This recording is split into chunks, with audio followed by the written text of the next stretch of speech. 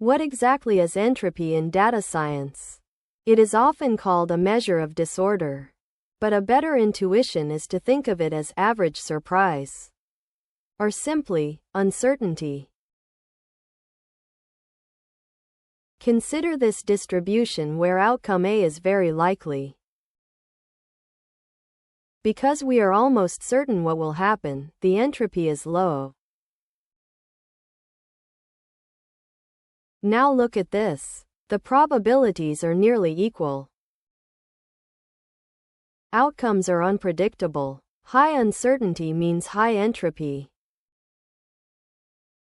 Let's look at another example with coins.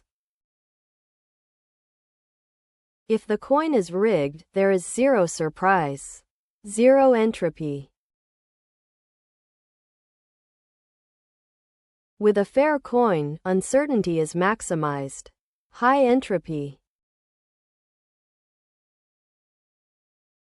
Here is the mathematical formula for Shannon entropy.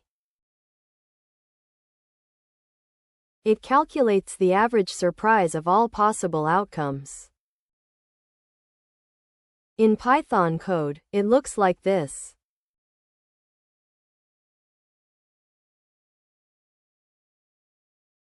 Let's visualize this with data signals. A constant signal is predictable and clean. It has low entropy. Random noise is messy and unpredictable.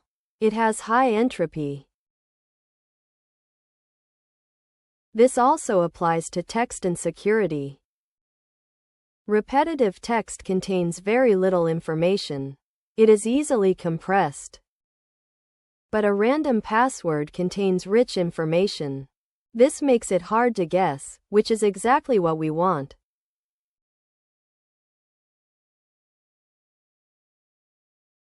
So in summary, entropy measures the amount of surprise. It tells us if our data is predictable and clean, or if it is complex and rich in information.